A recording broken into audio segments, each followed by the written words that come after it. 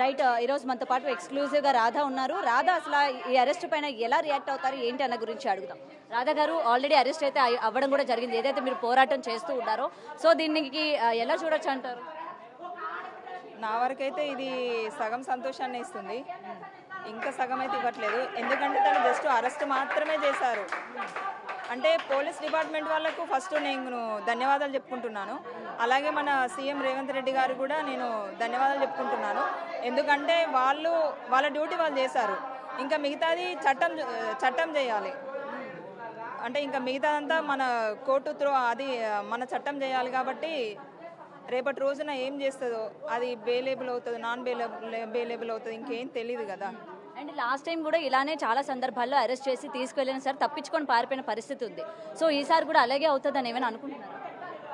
అనుకోవట్లేదు. ఎందుకంటే తన పైన ఒక్క కేసు కాదు, చుట్టూ చాలా చోట్ల, అంటే ఇప్పుడు మా డిస్టిక్లనే ఒక 2-3 చోట్ల ఆల్రెడీ ఇంకా రేపు ఎల్లుండో కూడా నమోదయ్యే అవకాశాలు ఎక్కువ ఉన్నాయి, వస్తాయి కూడా.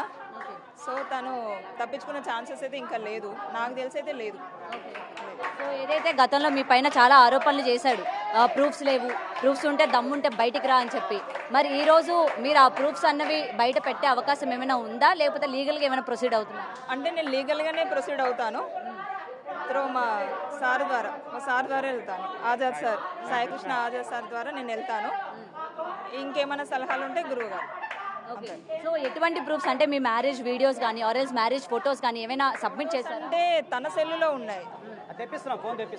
ఓకే. ఎలాగ పోలీసులు అండర్లో ఉన్నాడు కాబట్టి మొబైల్ ఫోన్ స్వాధీనం చేస్తారు. అవునండి, అదే ఆలోచిస్తున్నాము గౌతమి గారు. తర్వాత ఏంటంటే ఇక్కడ ప్లేస్ ఆఫ్ అఫెన్స్ కరీంనగర్లో జరిగింది. విధంగా మీరు వచ్చారు కాబట్టి మాట్లాడతాం. ఆర్డర్ కాపీ కూడా నెక్స్ట్ మీకు గ్రూప్లో నేను పెడతాను. సో డీజీపీ గారిని కలిసి మీ దగ్గర కొంత ప్రూఫ్ ఏదైతే ఉందో అది మళ్ళీ పర్సనల్ ఇన్వెస్టిగేషన్ అవుతుంది, తెలుసు కదా. సో పర్సనల్ ఇన్వెస్టిగేషన్ అయిన తర్వాత మీరు అంటే ఆ ఫోను కొన్ని వివరాలన్నీ కూడా దొరికినాయని మాకు తెలుస్తుంది, అంటే ఆయన దగ్గర ఉన్నాయి. సో అవన్నీ కూడా స్వాధీనం చేసుకుంటే ఆటోమేటిక్గా ఏమికి సంబంధించిన వివరాలు.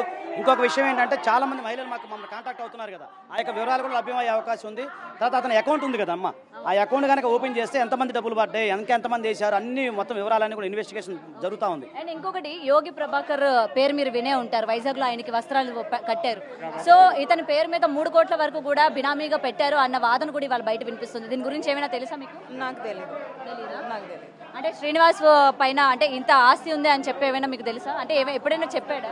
నాకు చెప్పలేదు. తన పేరు మీద ఎలాంటి ఆస్తులు ఉన్నాయని ఎప్పుడు చెప్పలేదు, అంతే. ఓకే. సో తన బినామీగా తనకు ఒక విల్లా ఉందని, వర్షిని పేరు మీద విల్లా రాశానని కానీ దాని గురించి ఏమైనా తెలుసా మీకు? నాకు తెలియదు. ఓకే. అండ్ మీరు బయటకు వచ్చి మాట్లాడిన తర్వాత కొన్ని మాట్లాడారమ్మా. రాధా ఇప్పుడు కేవలం శ్రీనివాస్ గురించి కాదు, డబ్బు కోసం ఈ ఫైట్ చేస్తోంది. ఎందుకంటే వర్షిని వాళ్ళ కుటుంబానికి డబ్బులు ఇచ్చారన్న విషయం రాధకి తెలిసింది, తనకి కూడా న్యాయం జరగాలి అని చెప్పి ఈ పోరాటం చేస్తుంది అని మరి కొంతమంది వాదిస్తూ ఉన్నారు. దీనికి ఏమంటారు మీరు? కేవలం డబ్బు కోసం మీరు ఇవాళ ఇంత దూరం వచ్చారా? డబ్బు కోసమే అయితే నేను తనకు డబ్బు ఇచ్చేదాన్ని కాదు, నాకు ఆ డబ్బు అవసరం కూడా లేదు. తనకు శిక్ష పడాలనే నేను ముందుకు వచ్చాను. నేను అసలు ఇది కూడా నేను రాకపోతున్నాను. మా మామయ్య మా అన్నయ్య వాళ్ళు చెప్పిన ధైర్యంతో ఇంకా ముందు ఏ ఆడపిల్ల జీవితం నష్టం కావద్దు అని చెప్పేసి నేను వచ్చిన తప్ప నాకు ఆ డబ్బు అవసరం లేదు. రేపటి రోజున కూడా తను నాకు ఒకవేళ ఏదన్నా అంటే సెటిల్మెంట్ లాంటిది ఏదన్నా అన్న కూడా నాకు అవసరం లేదు. తనకు శిక్ష పడాలి. ఒకవేళ వాళ్ళు లేకపోతే నాలాంటి ఆడవాళ్ళకి అప్పచెప్పండి, మేము వేసుకుంటాం. ఓకే. సో మీకు వీళ్ళిద్దరూ పెళ్లి చేసుకున్నారు అని చెప్పి మీకు తెలుసా? మీకు అంటే మొన్న 13th రోజు రిలీజ్ చేశారు చూడు, అంతకు ముందుకు అడిగినాం అన్నట్టు, ఇట్లా రీల్స్ వస్తున్నాయి కదా నిజమేనా అంటే, ఆ దరిద్రుడు ఇట్లా చేసిండు అన్నయ్య మామయ్య అని చెప్పి మా ఇద్దరికి చెప్పింది తను చెప్పింది. ఇంటికి తీసుకురాలే, బయట టెంపుల్ దగ్గర జరిగింది. ఆ రోజు మాకు కలవలే, ఆ రోజు వచ్చిండట కానీ కలవలే మాకు. తర్వాత మాకేం చెప్పలే. మొన్న వర్షిని గురించి స్టోరీలు రాగా మేమే అడిగినాం అన్నట్టు, మనకి ఇట్లా వస్తున్నాయి, మరి ఒకసారి ఏం జరిగింది ఒకసారి ఫోన్ కలపంటే నా 20 days నుంచి నా ఫోను బ్లాక్ లిస్ట్లో పెట్టిండు అని చెప్పింది. ఉన్నాడు కాబట్టి మా అన్నయ్య వాళ్ళు నన్ను అడిగారన్నమాట. అంటే మాకు కూడా తెలుసు కదా. దాని తర్వాత ఏమన్నది అంటే, ఇట్లా నాకు సుతం ఇలాగే మోసం చేసి బలవంతంగా ఇట్లా చేసిండు, నన్ను చంపుతానని బెదిరించిండు, పెట్రోల్ పోస్తానికి మంత్రాలు చేస్తా అది ఇది అని చెప్పి బెదిరించిండు అని చెప్పింది. ఆహా నీకు సుతం ఇట్లా అయిందా అని చెప్పి అన్న వల్ల, లేదు ఇది మనం ఊరుకునేది లేదని చెప్పి మామయ్య నేను మేము ముగ్గురం కలిసి ఏం చేసినాం అంటే, మనం ఖచ్చితంగా దీని గురించి సీరియస్ తీసుకోవాలి. ఇంకో ఆడపిల్లకి ఇప్పుడు ఇట్లా పోతూ ఉంటే ఇంకో ఆడపిల్లకి సుతం అన్యాయం జరుగుద్ది, నువ్వు ముందుకు రావాలి, వాడు చేసేది ఏం లేదు, వాడు భయభ్రాంతులకు గురి చేసుకుంటూ మనల్ని బెదిరించుకుంటూ ఇట్లా చేసుకుంటూ ఎందరికో అన్యాయం చేసుకుంటూ పోతూనే ఉంటాడు. లేదు నువ్వు బయటికి రావాలని చెప్పి మేము తనని మోటివేట్ చేసి తీసుకురావడం జరిగింది ఇక్కడ దాకా, హైదరాబాద్ దాకా.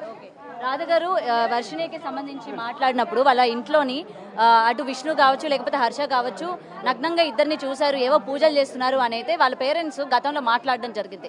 సో ఇలా మీతో ఏమైనా పూజలు చేయడం కానీ లేకపోతే అంటే నగ్న పూజలు చేయడం కానీ దానికి అంటే అడగడం కానీ అలా ఏమైనా జరిగిందా శ్రీనివాస్ మీతో ఏమైనా? నాకు పూజల గురించి ఏం చెప్పేవాడు కాదు, కానీ కాకపోతే ఎవరైనా భక్తులు పిలిస్తే భిక్షాటనకి వెళ్తుండే. సో మా అటు సైడ్ కూడా కరీంనగర్ సైడ్ కూడా వచ్చిండు కాబట్టి నాకు అంతే తెలుసు.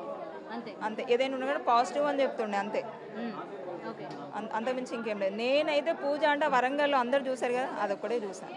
ఓకే, వరంగల్లో అందరి ముందు చేసిన పూజ మాత్రమే నాకు తెలుసు. ఓకే, సో మీ కళ్ళ ముందు ఎవరైనా పూజలు చేయమని చెప్పి లక్షలు ఇవ్వడం కానీ ఏం చూడలేదు? అలాంటి అయితే నాకేమీ తెలియదు. నాకైతే అసలు అలాంటి ప్రస్తావన ఎప్పుడు తీసుకురాలే నా ముందు. మిమ్మల్ని ఎప్పుడైనా వాళ్ళ కుటుంబం దగ్గర తీసుకెళ్లారా ఇలా పెళ్లి చేసి? తీసుకెళ్ళలే కానీ తీసుకెళ్తా అని చెప్పిండు. వాళ్ళ పేరెంట్స్ తోటి కూడా ఒక 2 times మాట్లాడిపించిండు ఫోన్లో, అది కూడా. రైట్, అయితే ఇప్పుడు ఫైనల్ గా ఎలా ప్రొసీడ్ అవ్వాలనుకుంటున్నారు? నేను లీగల్ గా సార్ త్రూ ద్వారానే వెళ్తాను నేను. చాలా ఉన్నాయి గౌతమి గారు, చాలా మంచి ఇప్పుడు మళ్ళీ ఫోన్లు వస్తూ ఉన్నాయి, మనకి మళ్ళీ వస్తూ ఉన్నాయి, మా ఆఫీస్ కూడా వచ్చినాయి.